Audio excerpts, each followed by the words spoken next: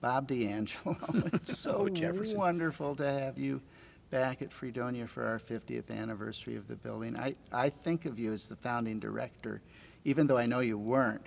But tell me about what you know about the history of the place before you arrived. Before I arrived. Well, it was only open less than a year before I arrived. And the director, the initial director, his job was basically to get it built and open, which I've served that function in other places and moved on after it was. But I guess he wanted to stay. And he had some problems with the music department faculty because he and his wife were both musicians and wanted dual appointments. They were both organists. Oh. And it didn't work out. And I guess his contract might have been up for renewal.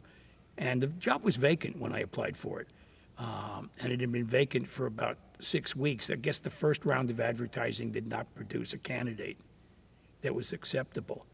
And I know why. Because the first round they advertised that the PhD was required.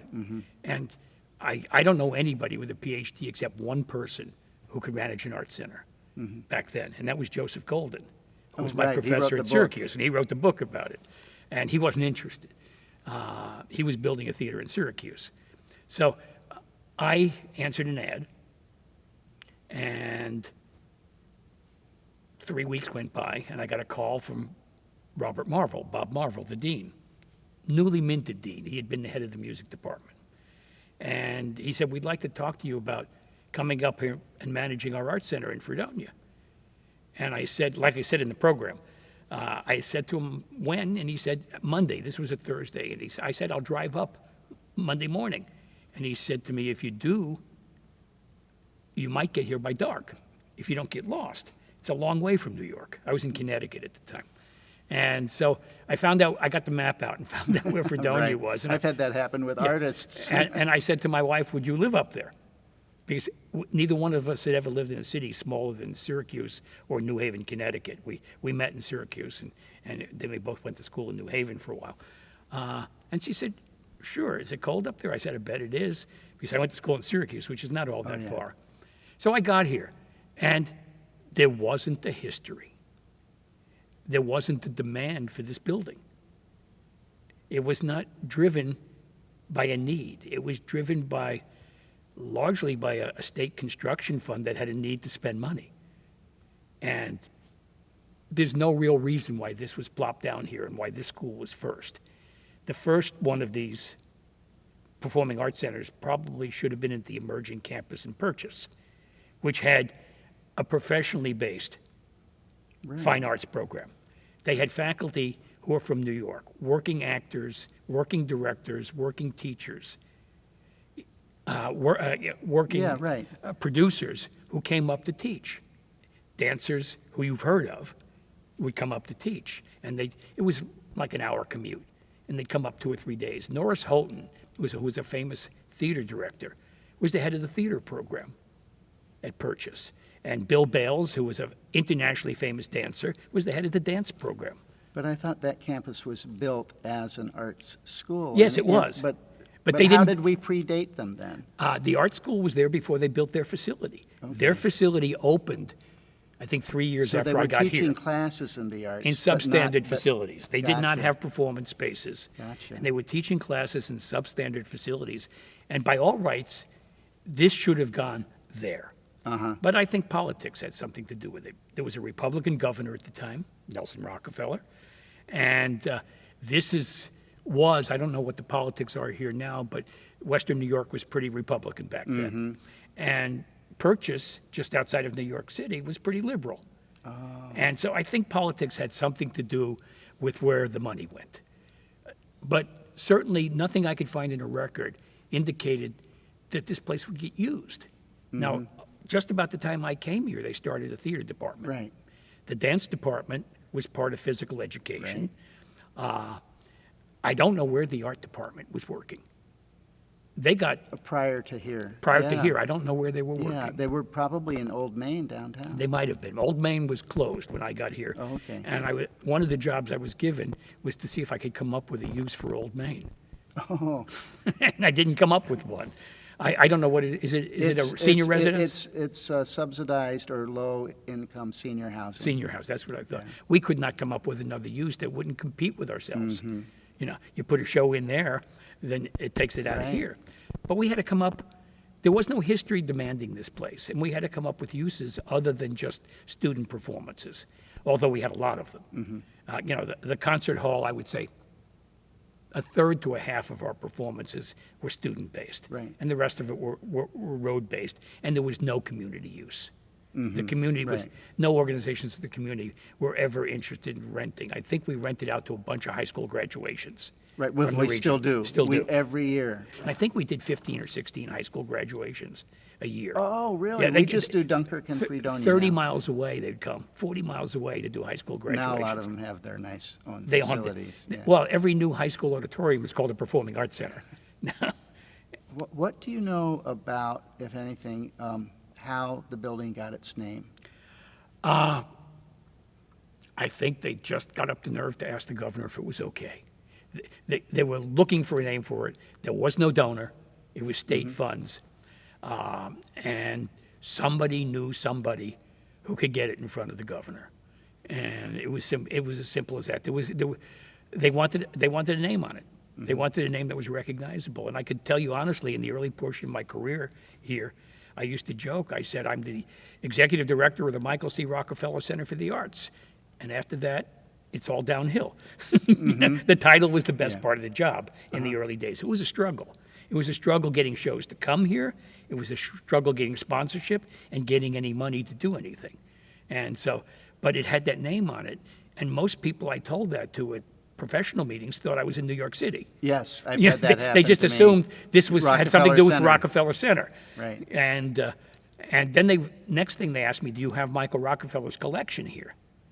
And I said, we've occasionally had some of it shipped to us Right. to put up for a month or two, and then we pack it up carefully and ship it back. But no, the collection's not here. The stuff that they're not worried about breaking gets Yeah. sent here occasionally. I was in the archives on campus in Reed Library the other day and came across the brochure, the announcement of the Michael C. Rockefeller collection of Aboriginal art that was here the first year it was open.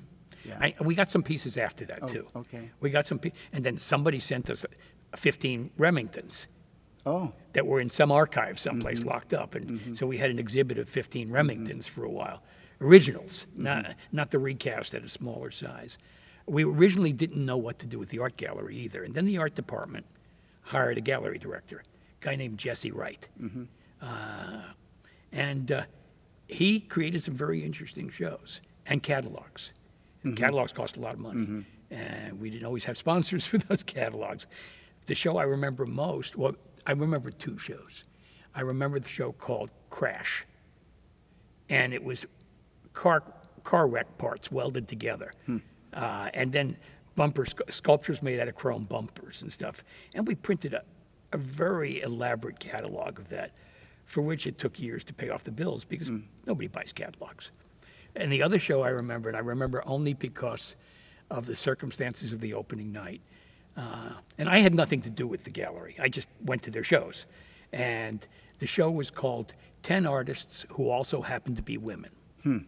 And the first picture you saw when you walked in was a self-portrait of an artist naked on a chaise lounge. And the person in front of me was the president of a local corporation whose name escapes me, and he gave the classic line. He said, I don't know much about art, but I know what I like.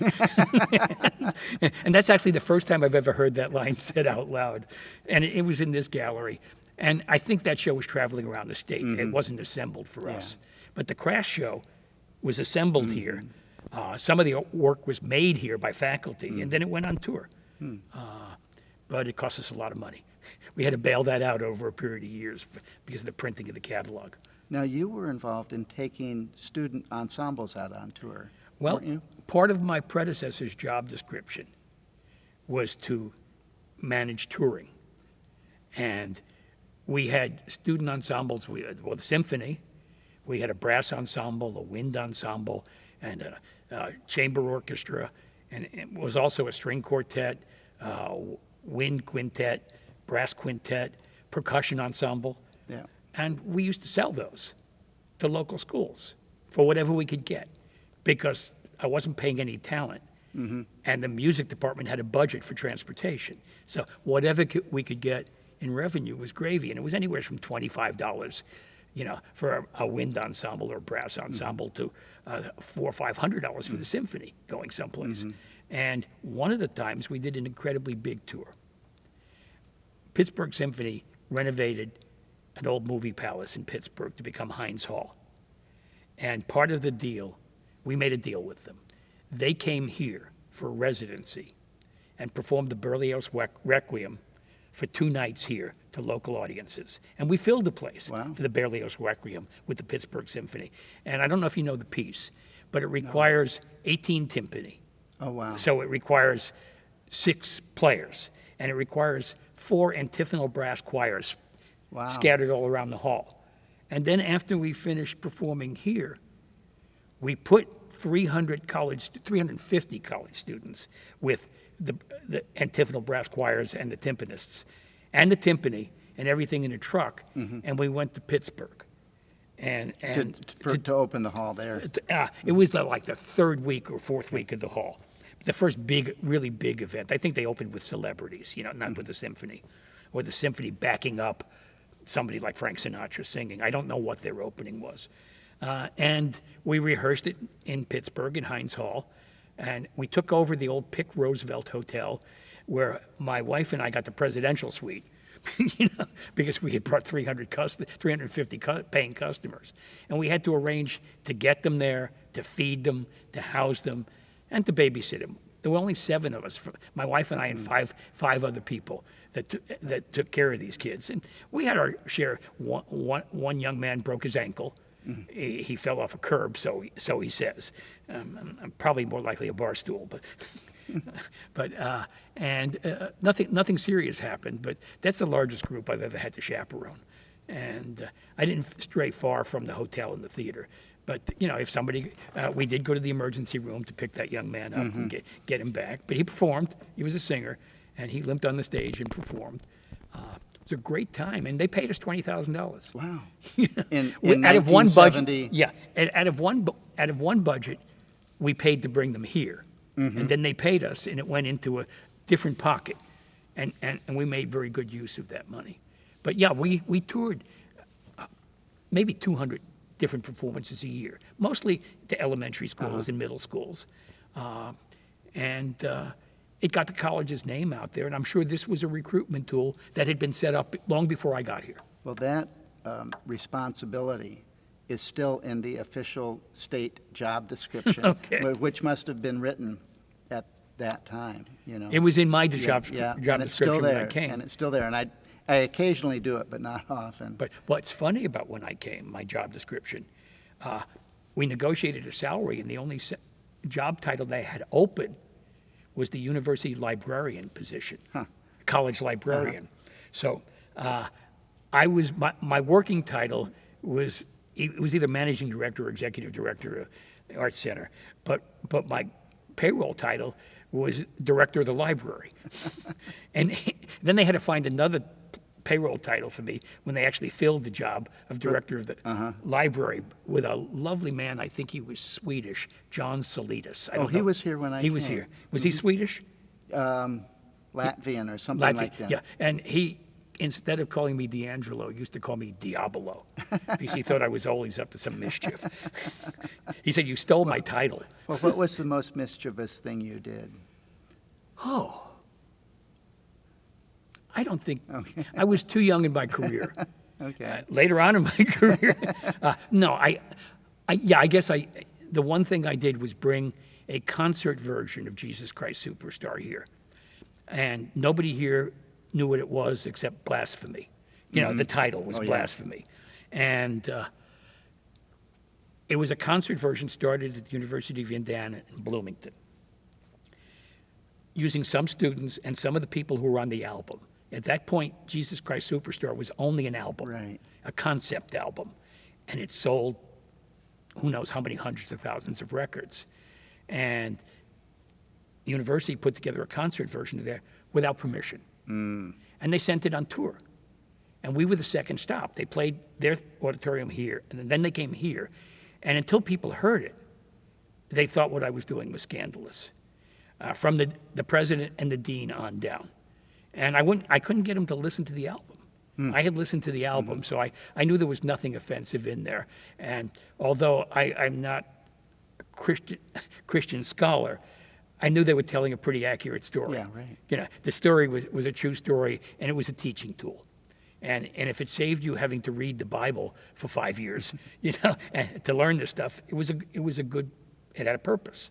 So I brought it here, and everybody would say, "Why would you bring that here?" I said, "Well, the students wanted me to." And we were still beholden to the students in what we brought in. I was the advisor to something called the Convocations Commission. And a man named Willard Geddert was its other advisor. We were co-advisors. And I think he was a physics professor. He was in the hard science. He was in the hard sciences. And we used their money to bring shows here. And that was based on a student fee. Yeah, we had a small percentage of the student fee. Maybe we got $12 or $13 a year per student.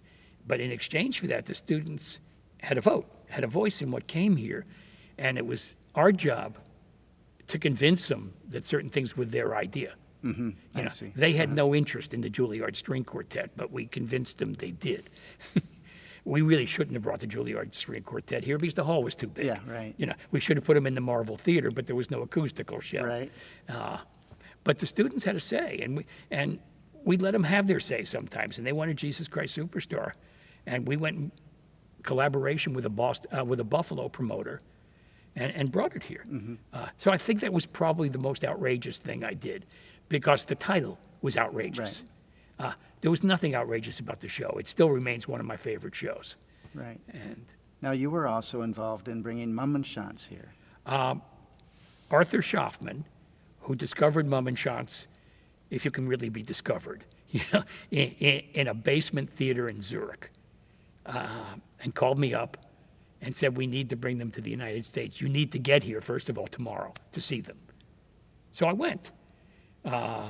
And it was a little bit more than tomorrow. It was a day and a half later when I got there. To Switzerland. To see the show. Fortunately, I had a passport. And I helped him bring it here and tour. And we played the very first performance in North America ever. It was the day before Good Friday. I believe it was 1972 or 3. We booked him for 2 shows. School was not out here the following week. For whatever reason, our break was not corresponding to the Easter week. And so we booked him for the Thursday night before the week, Good Friday and Easter Sunday, and for the Monday after. And they were playing someplace else on the Saturday in between. That's sort of unheard of, but there were no sets. Yeah. It was just Right. props. And this was in Marvel Theater. In the Marvel Theater. how No, did we you- did them in here. I'm sorry. Really? We did them in here, and we had about 500 people for the first performance. To something nobody had ever heard of. Yeah, I didn't have access pretty to the good. Marvel Theater back then. It belonged to the theater department. And it was mostly a student audience, and the word spread out, and we had about 900 people or 1,000 people for the second performance. Well, we toured this show. I had a little ownership in it. We paid almost nothing. I think we paid $700 for the 2 performances. And we broke even because tickets were cheap, and I think students were free. Or if they weren't free, they were 50 cents or $1. And the show toured around for about a $1,200 fee for 3 or 4 years, 5 years. And it finally went to the College of Purchase. And it played at the College of Purchase, and Clive Barnes, who was then the theater and dance critic for the New York Times, the lead theater and dance critic for the New York Times, came to see it. And he wrote a rave review and said, "This show belongs on Broadway." So we figured we'd take the show to Broadway for a limited run, that he would again give it that kind of review. And maybe we'd get a couple of other good reviews if we could get anybody to come see it. It was a mime show. And it ran 3.5 years. Wow. Yeah, we got 23 reviews in the first 3 weeks from regional, New York City and regional press and television and radio. And they were all at least a 7.5 out of 10, and we got a lot of 10s. And the show ran. We opened in 77, and we played till 81. I think those are the years. Now, how did you know Arthur? Arthur and I, well, we actually met here. At Fredonia? I booked one of his shows, Okay. and we became instant friends. I booked one of his shows, and then when I opened the Performing Arts Center in Tulsa some years later, he came out for the opening and took care of my then 5-year-old son for the whole weekend, brought him to the opening events, but monitored him. And we've been friends basically. We went to the same high school, but he was 5 years older than me, so we didn't know each other in high school. And I met Arthur here in 1970 because I had booked one of his shows. And was he traveling with it? He was traveling as with the the company manager. Yeah. Basically, booking agents did everything back then. Okay. Of small agencies with small acts. It was Jose Molina's Bailes Español. And he owned the company. And he billed it as a flamenco dance company from Spain. Jose Molina was, in fact, from Spain. However, all the other dancers were not. The female dancers were all Puerto Ricans, and the male dancers were Jewish boys from New York in makeup. But it was a good company. And I was reminded back when I was in college, I worked for the guy who did the booking at Syracuse University. And we had a company in the fall and a company in the spring. And they were both booked by the same agent, Alberto Marini, who sent out dance companies, singing dance companies. And it was the singers and dancers from sunny Ireland in the fall and the singers and dancers from sunny Italy in the spring. And I had gone out with one of the young ladies. They were in town for 2 days, this cute little redheaded girl. And we had a couple of beers because it was legal to drink at 18 back then. And she called me up 5 months later when the singers and dancers from sunny Italy were there, and she was part of that group also. and this time she had black hair. So she did whatever show he did, she dressed up in that ethnicity. And they sang songs in a different language that they didn't understand. But I met Arthur here. I went a long way off of your question. I met Arthur here, and we became lifelong friends, and I spoke at his funeral 5 years ago at Sardi's in New York. And what was astounding is there was, in the room at Sardi's, there was the guy who used to do all the drawings for the Broadway programs, had done a 16-panel drawing, and it was 16 Broadway luminaries from 1978. Wow. Producers mostly. And Arthur's picture was on the wall as I walked in. And I almost couldn't do my speech. I mean, when I was in New York, when I didn't have an apartment in New York, I kept an apartment for many years. When I didn't have an apartment, I slept in his. And when he was ever in a town where, for a show, he slept in my house.